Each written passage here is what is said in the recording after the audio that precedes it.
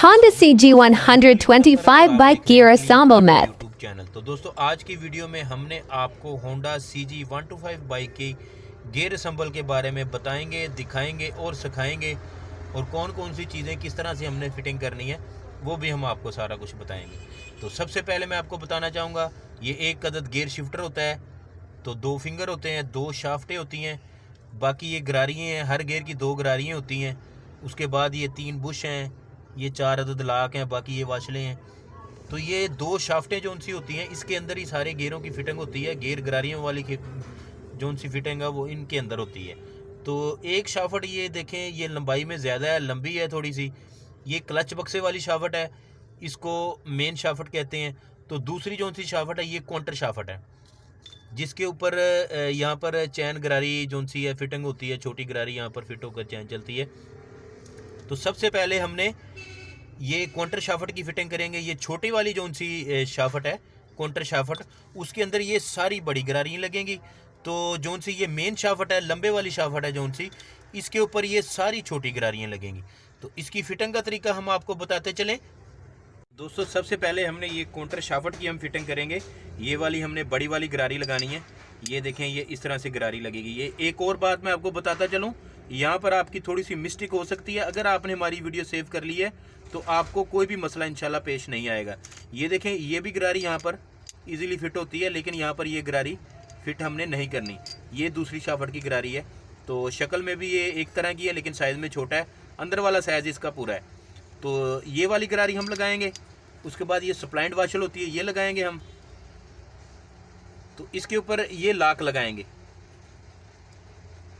तो लाक जो सा टाइट होना चाहिए, तो लाक की लूजिंग नहीं होनी चाहिए, ताकि ये गियर लगते वक्त बाइक ने जब चलना है तो अगर लाक निकल जाएगा तो गियर की प्रॉब्लम हो सकती है। तो ये गरारी हमने इसकी फ़िट कर दी है। उसके बाद ये फिंगर वाली गरारी लगाएंगे हम, बड़ी गरारी, बड़े फिंगर वाली गरारी। इसको यहाँ पर इस तरह से फिट करेंगे हम, ये आप देख सकते हैं यहाँ पर।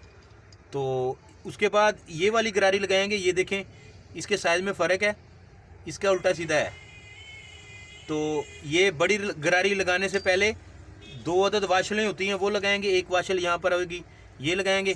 तो बड़ी गरारी में छोटा बुश लगेगा, ये वाला बुश। ये पहले हम बुश लगाएंगे, उसके बाद ये गरारी लगा देंगे। इस तरह से लगानी गरारी आपने, ये वाली साइड आपने अंदर रखनी। तो पहले गरारी लगा लें या बुश लगा लें, ऐसा इसका कोई मसला नहीं है।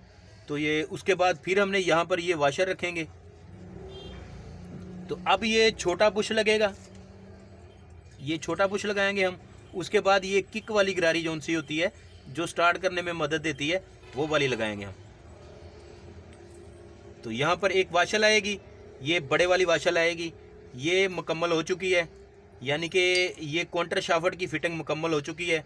अब इधर से ये वाली गरारी, ये भी उल्टी सीधी होती है, तो इसको भी हम इस तरीके से लगाएंगे। तो यहाँ पर एक बुश होगा, ये हमने लगाना है, उसके ऊपर ये वाशल लगा देंगे हम जी। तो दोस्तों ये काउंटर शाफ्ट वाली जो सी है गियरों वाली गरारी, ये मुकम्मल हो चुकी है। तो अब हमने ये मेन शाफ्ट है जो सी क्लच बक्से वाली शाफ्ट, उसकी फिटिंग करेंगे हम। तो ये छोटे वाली गरारी लगेगी सबसे पहले, उसके बाद फिर ये सप्लाइंड वाशल होगी।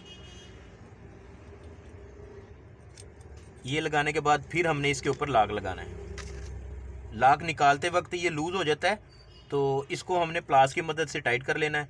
तो लाक हम पहले से टाइट कर चुके हैं। तो इस तरह से इसकी लाक की फिटिंग होगी। ये देखें, ये लाक फिट हो चुका है। तो अब यहाँ पर ये छोटे फिंगर वाली गरारी लगेगी। तो यहाँ पर फिर एक अदद लाक लगाएंगे हम। ये लाक आपको नज़र आ रहा होगा, ये वाला लाक लगाएंगे हम।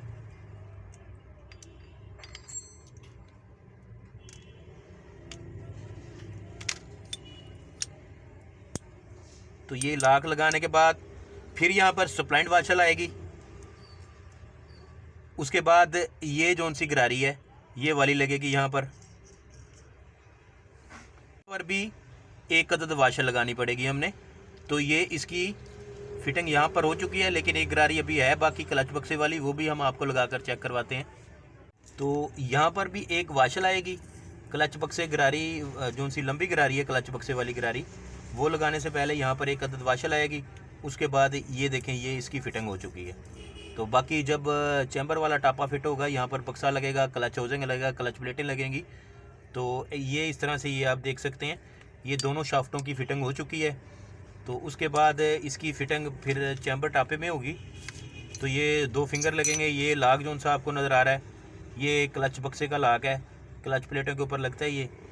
तो ये गियर शिफ्टर की फ़िटिंग होगी, ये भी हम आपको दिखाते हैं अभी।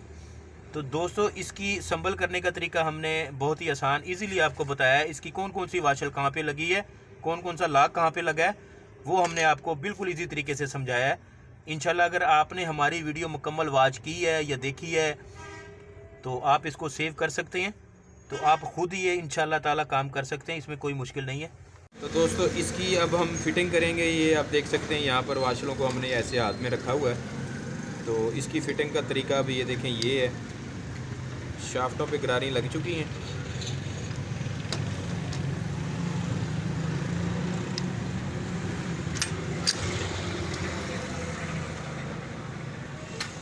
उसके बाद ये फिंगर लगेगा,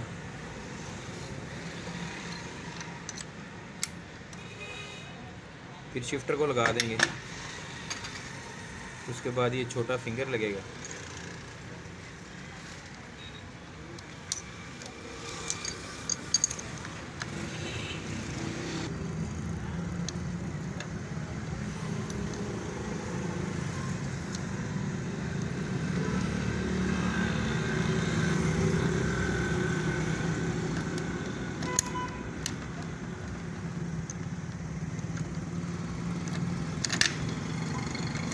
दोस्तों ये फिटिंग इसकी हो चुकी है।